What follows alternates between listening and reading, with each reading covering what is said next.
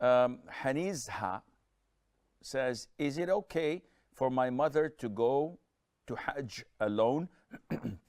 We are from the Philippines, and it is her first time, inshallah, to perform Hajj this year. She will be accompanied by a sheikh and together with friends. Now, the issue of performing Hajj without a male mahram, there are difference of opinion among scholars. The vast majority prohibit this. But let us not look into the different opinions of scholars. Let us go back to the Quran and to the Sunnah. An authentic hadith. The Prophet said, ﷺ, it is not permissible for a woman who believes in Allah and the Day of Judgment to travel without a male mahram. A statement so beautifully put by our Prophet ﷺ. Now, the Prophet said to travel. Maybe Hajj is included, maybe it's not. Any type of travel is prohibited without a male mahram. This is what the Prophet said ﷺ. Okay, then let us look at what happened after the Prophet said this.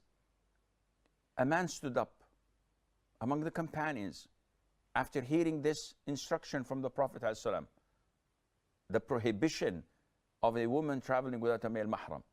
So he said, "Oh Prophet of Allah, my name was selected to go on an expedition for jihad. I'm going to fight in the cause of Allah with army so and so. But my wife went for Hajj." So the guy is in a dilemma. The Prophet ﷺ said to him, "Go and catch with your wife. Catch up with your wife." Which the scholars looked at the hadith and said, you don't have to be a rocket scientist to understand this. The Prophet did not ask him, ﷺ, is your wife young or old? The Prophet did not ask him to explain whether she was beautiful or ugly.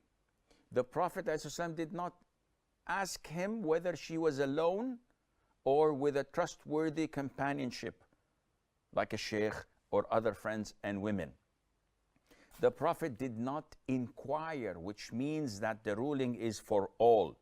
Go and catch up with your wife, because if it was permissible to go alone or with trustworthy companion, the Prophet would not have ordered him to leave jihad and go and accompany his wife. So when you hear and read and learn this hadith, and you learn of difference of opinions of other scholars, you say to them, with all due respect, this is the hadith of the Prophet ﷺ. They said, yeah, but Umar ibn al-Khattab, may Allah be pleased with him, sent the mothers of the believers, the wives of the Prophet ﷺ, to perform Hajj. So, every woman had her mahram with her. Where does it say in the hadith that they did not have mahrams? Not only that, Sauda bint Zum'ah, may Allah be pleased with her, she was among the mothers of the believers that would never have traveled out of Medina, period. They would say, okay, there's another hadith where the Prophet told us that there will come a time when a woman travels from Aden to, in Hadramaut, or to Sana'a in Yemen, etc., alone. Okay, the Prophet is telling us about something that would happen in the future, not that he's approving of it.